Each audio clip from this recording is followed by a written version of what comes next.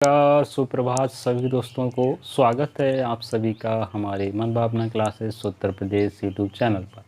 दोस्तों, आज का हमारा जो टॉपिक है वो है ऑपरेशन जिब्राल्टर।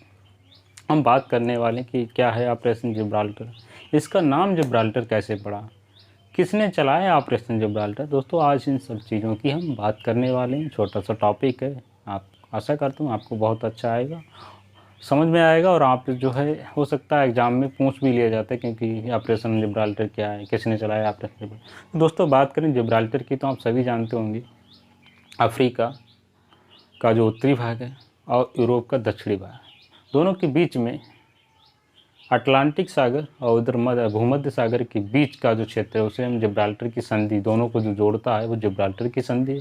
वहीं पर एक जिब्राल्टर पोर्ट है जो स्पेन और यूके के बीच में है। यूके के बीच दोस्तों, यूके तो अलग है लेकिन वहाँ पर जो ऊपर वाला इलाका है वहाँ पर यूके का अधिकार है। जो हमारा स्पेन, जो हमारा यूरोप है उसके नीचे वाला पार्ट, सबसे नीचे, वहाँ पर यूके का अधिकार क्षेत्र और नीचे वाले पार्ट में जो अफ्रीका का क्षेत्र वहाँ पर स्पेन का क्षेत्र है, स्पेन का अधिकार है। तो हम कह सकते हैं कि यूके स्पेन के बीच की बात है। तो वहाँ पर जिब्राल्टर पोर्ट भी है। वो ये था कि अरब के लोगों ने, अरब जो देश है वहाँ के लोगों ने स्पेन पर जीत हासिल करने के लिए वो जिब्राल्टर पोर्ट पर रुके थे। वहीं से नेक्स्ट डे उन्होंने कूच किया था स्पेन पर और वहाँ के काफ़ी क्षेत्रों को जीता था। तो ऐसा ही पाकिस्तान भी सोच रहा था, क्योंकि इसकी सोच तो आप सभी जानते हैं बहुत ही घटिया रहती है। अब क्या ही उम्मीद कर सकते हैं दोस्तों ऐसे व्यक्ति से, अगर होता तो इसको चप्पलों से पीटा जाए, कोई व्यक्ति हो तो इसको चप्पलों से पीटा जाए दोस्तों। तो दोस्तों, इसने क्या किया, इसने भी यही सोचा कि जिब्राल्टर का नाम रखने से अरब वाले जो है वहाँ जीत गए थे स्पेन को, तो हो सकता है हम भी अगर जिब्राल्टर का नाम रख दें तो उसी प्रकार की स्थिति को देखते हम भी जीत सकते हैं। साउन अफसून में मानता होगा दोस्तों। तो इसने भी जिब्राल्टर नाम रख दिया, उसी को देखते हुए, उसी के प्रभाव को देखते हुए इसने सोचा कि हम भी यहाँ पर जो जीत सकते हैं। इसका क्या था, इसने ऑपरेशन जिब्राल्टर चलाया था कश्मीर पर अधिग्रहण करने के लिए, कश्मीर पर कब्जा करने के लिए। लेकिन दोस्तों, घटना क्या थी, इसने सबसे पहले एक ऑपरेशन नुसरत चलाया था जिसमें इसने क्या किया था, भारत के बारे में जानकारी एकत्र की थी कि भारत कितना सक्षम है, कहाँ पर इसकी कमजोरी है, क्या कमजोरी है, इसकी सेना कैसी है, क्या क्या ये कर सकता है। तो ये सारी जानकारी इसने ऑपरेशन नुसरत के तहत इकट्ठा कर ली थी। उसके बाद इसने दूसरा अपना ऑपरेशन जिब्राल्टर तैयार किया। ये 2 चरणों में तैयार हुआ था दोस्तों, उसकी अभी हम बात करेंगे। तो इसने बात करें, चूँकि 1947 में हमारा देश आज़ाद हुआ तो देश का हुआ बंटवारा। बंटवारे में इसके 2 पार्ट बनाए गए, एक तो हमारा भारत था जो कि ओरिजिनल है और एक था पाकिस्तान। दोस्तों, अब पाकिस्तान कहें तो ये पाकिस्तान कोई पहले से ही तो है नहीं, ये तो पैदा हुआ है और आप सभी जानते हैं जो इसका जन्म होता है वो मरता भी है, ठीक है। तो इसका भी टाइम आएगा कभी न कभी। तो पाकिस्तान और भारत 2 हिस्से बने। अब लॉर्ड माउंटबेटन योजना बनाई थी जिसमें कहा गया था कि कोई भी रियासत भारत में रहना चाहती है तो भारत में रह सकती है, पाकिस्तान में रहना चाहती है तो पाकिस्तान में भी रह सकती है, अगर वो स्वतंत्र भी रहना चाहे यहाँ तक तो वो स्वतंत्र भी रह सकती है। इसी में दोस्तों आता है जम्मू कश्मीर। जम्मू कश्मीर के राजा हरके सिंह थे, वहाँ के प्रधानमंत्री अब्दुल्ला थे। तो ये नहीं चाहते थे कि हम किसी भी भाग में शामिल हों, हम तो स्वतंत्र रहना चाहते हैं। अब जब स्वतंत्र रहना चाहते हैं तो उसका खामियाजा भी भुगतना पड़ेगा दोस्तों। पाकिस्तान चाहता था कि कश्मीर जो है वो हमारे पास आ जाए, क्योंकि उससे उसको फ़ायदा था। फ़ायदा क्या था दोस्तों, क्योंकि भारत का सबसे ऊंचा क्षेत्र है कश्मीर। अगर किसी के पास ऊंचा क्षेत्र कब्जे में आ जाता है तो वो नीचे वाले क्षेत्रों की निगरानी कर सकता है, उस पर जो है हमला भी अच्छे से कर सकता है, आक्रमण भी अच्छे से कर सकता है। तो ये चाहता था। तो अगर कश्मीर पाकिस्तान को मिल जाता तो भारत के अन्य क्षेत्रों पर भी वो आक्रमण करने की अपनी इच्छा जरूर रखता। तो दोस्तों, 1947 में हुआ बंटवारा, तो लोग इधर से उधर गए तो काफ़ी सारी समस्याएं हुई। लोगों के घर परिवार के लोग आपस में बिछड़ गए, अपनी जो संपत्तियां हैं वो भी काफ़ी खोनी पड़ी, कई लोगों की मृत्यु हुई, हज़ारों लाखों लोगों की मृत्यु हुई बंटवारे में, एक इधर से उधर जाने में। बहुत सारी समस्याएं दोस्तों हुई। तो उसमें एक तरह से कह सकते हैं आंतरिक कलह सी मच गई थी, बहुत प्रॉब्लम थी एक दूसरे को। लोग यहाँ से वहाँ जा रहे थे, वहाँ से यहाँ आ रहे थे, किसी से कोई अपना बिछड़ रहा है, किसी से कोई मिल रहा है, तो बड़ी समस्याएं थी दोस्तों। कई लोग मारे गए। फिर 1948 में हुआ क्या, पाकिस्तान ने कश्मीर पर हमला कर दिया, क्योंकि कश्मीर शामिल नहीं हो रहा था पाक में। तो पाकिस्तान ने कश्मीर में हमला कर दिया। अब कश्मीर इतना सक्षम था नहीं कि पाकिस्तान का जो है उत्तर दे सके, पाकिस्तान के आक्रमण का उत्तर दे सके या पाकिस्तान का मुकाबला कर सके। तो फिर कश्मीर के सामने एक ही ऑप्शन था कि वो भारत से सहायता ले ले दोस्तों। अब दोस्तों भारत भी सहायता क्यों दे भाई, हम अपनी सेना भेजें किसी के लिए, सेना हमारी जो है वहाँ पे सेना को नुकसान भी हो सकता है, सेना जो है काफ़ी लोग मर भी सकते हैं, तो क्यों हम बेफालतू में ऐसा जोखिम उठाएं, क्यों अपने जो सैनिक हैं उनको शहीद करवाएं। तो उससे समस्या थी। तो जब कश्मीर ने सहायता मांगी भारत से, तो भारत के जो नेता थे हमारे, जैसे वल्लभ भाई पटेल, जवाहरलाल नेहरू जी थे, तो उन्होंने भी इस स्थिति का फ़ायदा उठाने की कोशिश की। भाई देखो, हम ऐसे क्यों सहायता करें आपकी, हमें क्या मतलब है, आप अपना निपटिए ना। लेकिन अगर आप चाहते हैं कि हम आपकी सहायता करें तो आप हमारे भारत में आ जाइए, तो हम ये हमारा भाग बन जाए, तो हमारा फिर उत्तरदायित्व हो जाएगा सहायता करना। तो फिर कश्मीर ने भी मजबूरी में आकर के आश्वासन पत्र पर हस्ताक्षर कर दिया और कहा कि भाई हम ठीक है आपके क्षेत्र में आने के लिए तैयार हैं, लेकिन हम नियम कानून हमारे चलेंगे, लेकिन जो कश्मीर होगा वो आपका ही हो जाएगा। ठीक है, इस प्रकार से ये बात हो गई। तो जब इतना हुआ तो फिर भारत ने भी सहायता की, क्योंकि दोस्तों भारत में तो वसुधैव कुटुंबकम की नीति चलती है, जो भी आएगा उसका स्वागत है। तो भारत ने सहायता की। आक्रमण जो है पाकिस्तान का चल रहा था, उसके विरुद्ध अपना भी आगाज छेड़ दिया। तो भारत ने पाकिस्तान का मुकाबला किया और पाकिस्तान को बाकायदा हराया। पाकिस्तान को जो है नस्ते नाबूद कह सकते हैं, उसकी सेना को नस्ते नाबूद किया, उसकी सेना को हरा दिया और पाकिस्तान फिर चला गया। तो इस प्रकार से पाकिस्तान का 1948 का मसला समाप्त हुआ और कश्मीर जो था हमारे पास आ गया। क्योंकि दोस्तों आज़ादी के समय कश्मीर हमारे क्षेत्र में शामिल नहीं था।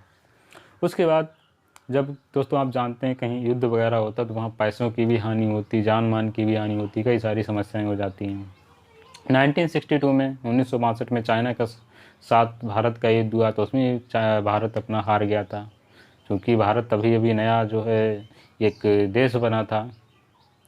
तो कई सारी समस्याएं होती हैं दोस्तों। अगर कोई परिवार अलग अलग होता है तो स्टार्टिंग में बहुत सारी समस्याएं होती हैं, कई चीज़ों को लेना होता है, सब चीज़ों को देखना पड़ता है, तो बहुत सारी समस्याएं थी। तो 1962 तो पाकिस्तान ऐसा समझता था कि इतनी सारी समस्याएं हैं भारत के पास, तो ये अभी युद्ध करने की स्थिति में नहीं है। अभी अगर हम इस पर आक्रमण कर देते हैं तो सक्षम नहीं है कि हमसे युद्ध कर सके। तो पाकिस्तान इस स्थिति का फ़ायदा उठाना चाहता था। 1950 से ही ये ऑपरेशन जिब्राल्टर की तैयारी कर रहा था।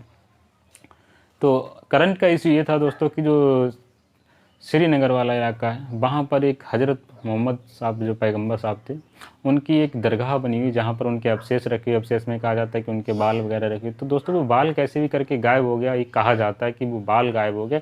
बाल गायब होने से वहाँ के जो मुस्लिम लोग थे उसमें आक्रोश उत्पन्न हो गया, बहुत ही गुस्सा उत्पन्न हो गया कि आखिर ये हो कैसे सकता है। तो उनमें अशांति उत्पन्न होगी। पाकिस्तान ने इस स्थिति का फ़ायदा उठा करके ऑपरेशन जिब्राल्टर को चलाने की कोशिश की। ऑपरेशन जिब्राल्टर के 2 चरण थे दोस्तों। पहले चरण में क्या होता है कि सेना को सादा वेशभूषा में भेजा जाएगा, आम लोगों की तरह वो उन्हीं के बीच जाकर के रहेगी और उनमें जो है आग में घी डालने का काम करेगी, उनमें आक्रोश और अशांति और भड़काने का काम करेगी वहाँ के शासकों के बीच। तो वहाँ के लोगों को शासकों के विरुद्ध कर देगी और जब ऐसा हो जाएगा तो वहाँ के लोग जो है शासकों के विरुद्ध युद्ध छेड़ देंगे। तो पाकिस्तान भी अपनी सेना को युद्ध के रूप में भेज करके उनसे मुक्ति दिलाएगा और अपने जो है कश्मीर पर अधिकार कर लेगा। तो इसका पहला चरण था। अब ये लास्ट वाला दूसरा चरण था, वापस दूसरी बार सेना आएगी।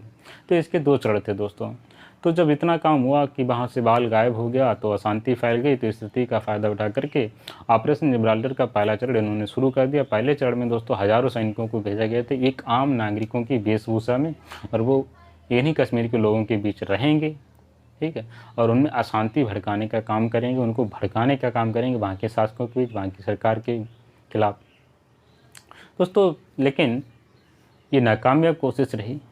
अपने लोग भी, क्योंकि जब ये बात भारत को पता चली, क्योंकि उस समय अब तो कश्मीर भारत में आ चुका था, तो भारत को जब ये बात पता चली, क्योंकि पड़ोस में कोई घटना होती तो कुछ ना कुछ तो पता लग ही जाता, ना ही कोई बता तब भी पता लग जाता है। तो भारत को कैसे करके जो है इस बात की जानकारी मिल गई। तो भारत ने भी इससे जो है निपटने के लिए अपनी तैयारी की। तो भारत ने स्पेशल फोर्सेस पैरा कमांडो को ये आदेश दिया, उसको बाकायदा ट्रेनिंग भी मिली, एयरलिफ्ट का काम भी किया गया, हेलीकॉप्टर से रस्सी डाल करके या रस्सी वाली सीढ़ी डाल करके आपको उतरना है, जो है मुकाबला करना है यहाँ पर।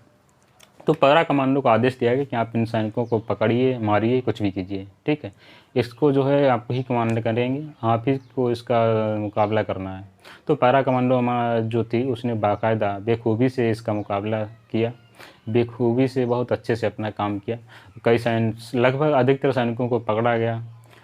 तो पाकिस्तान को जब ये खबर लगी कि अब तो हमारे सैनिक पकड़ रहे हैं तो ये तो पूरा सिद्ध हो जाएगा कि ये तो हमारे हैं, तो पाकिस्तान ने क्या किया, अपना दूसरा चढ़ भी स्टार्ट कर दिया, ताकि वो ये सोच रहा था कि भारत को ये ना पता लग सके कि ये हमारे ही सैनिक थे, हमारे सैनिक तो अब जा रहे हैं युद्ध करने के लिए, यानी इस स्थिति का फ़ायदा उठा रहे हैं। तो पाकिस्तान ने अपना दूसरा चढ़ ऑपरेशन जिब्राल्टर का स्टार्ट कर दिया। अब तो युद्ध छुट गया दोस्तों। तो इधर से पैरा कमांडो फोर्स, उधर से पाक की सेना, आपस में युद्ध चल रहा था। तो युद्ध चलता रहा दोस्तों, काफ़ी एक दूसरे के क्षेत्रों पर जो है मुकाबला हुआ। तो आज जो हमारा पीओके वाले एरिया वगैरह वो भी इसी समय की बात है दोस्तों। तो 1966 में फिर आती है समझौते की बात दोस्तों, क्योंकि अब हम केवल हमें ऑपरेशन जिब्राल्टर के बारे में जाना था, पूरे युद्ध की चर्चा नहीं करेंगे यहाँ पर। युद्ध छिड़ गया था तो 1966 में इसका समझौता होना था। समझौते के लिए दोस्तों ताशकंद के उज्बेकिस्तान में इसका आयोजन किया गया था, जहाँ पर, और दोस्तों एक बात बता दूं, जो ऑपरेशन जिब्राल्टर था इसकी जो पूरी कमांडिंग थी वो थी मेजर जनरल अख्तर हुसैन रिजवी के हाथों में। पाकिस्तान की सेना का जो नेतृत्व था वो मेजर जनरल अख्तर हुसैन ये इसको कमांड कर रहे थे। ये पूरी तरह से इनको डील कर रहे थे, पूरी तरह से मतलब इन्होंने ही स्टार्ट किया था इस ऑपरेशन को। तो जब समझौते की बात आती है दोस्तों, तो पाकिस्तान के राष्ट्रपति अयूब खान और भारत के प्रधानमंत्री लाल बहादुर शास्त्री, क्योंकि इस समय भारत में प्रधानमंत्री थे लाल बहादुर शास्त्री, क्योंकि उससे पहले जवाहरलाल नेहरू जी की डेथ हो चुकी थी दोस्तों। इन्हीं सब स्थितियों का तो फ़ायदा उठाकर कि पाकिस्तान ने अपना काम स्टार्ट किया था। तो दोनों उधर से दोनों पार्टीज ताशकंद में जाती हैं, वहाँ पर समझौते की प्रोग्राम होता पूरा, चूँकि यूएन में मामला जा चुका था। तो इसका समझौते की बात थी, तो इसमें कहा गया था दोनों की सेनाएं जहाँ पर हैं वहीं पर रुक जाएं, वहाँ से पीछे हट जाएं। तो चूँकि भारत के लोगों में बहुत ही गुस्सा फूट चुका था, बहुत ही आक्रोश था, क्योंकि कल का पैदा हुआ पाकिस्तान अपने बाप पर हमला कर रहा है। एक बेटा जो कल पैदा हुआ वो अपने बाप पर हमला कर रहा है, इसको तो जवाब देना चाहिए। तो जनता जो थी भारत की वो जवाब चाह रही थी, जवाब देना चाह रही थी। लेकिन जब समझौता हुआ, लाल बहादुर शास्त्री जी ने हस्ताक्षर कर दिया समझौते पर, लोगों में गुस्सा फूट गया, लोग उनकी बुराई करने लगे, बहुत जो है उनकी बुराई की गई। तो अब दोस्तों यहीं पर ताशकंद में ही हमारे प्रधानमंत्री लाल बहादुर शास्त्री जी की मृत्यु हो जाती। दोस्तों मृत्यु का कारण क्या रहा ये आज तक पता नहीं चला, कि राजनीतिक कारण था या कोई षड्यंत्र था या अकस्मात मृत्यु कैसे हो सकती है, विदेश में जाकर के अचानक कोई व्यक्ति कैसे मर सकता है। तो इसकी अभी कोई जानकारी नहीं मिली, और न जब अभी तक नहीं मिली तो आगे भी क्या मिल सकती है, क्योंकि अब को ज़रूरत ही नहीं रही किसी को। तो दोस्तों ये पूरी घटना है, हमारा जो ऑपरेशन जिब्राल्टर है पाकिस्तान का नाकामयाब कोशिश, इसकी चर्चा हमने संक्षेप में की है दोस्तों। अगर आपको वीडियो पसंद आया तो आप लाइक कीजिए, शेयर कीजिए और चैनल को सब्सक्राइब भी कीजिए। दोस्तों आज के वीडियो में बस इतना ही, मिलते हैं हम आपसे नेक्स्ट वीडियो में। नमस्कार, धन्यवाद, जय हिंद साथियों।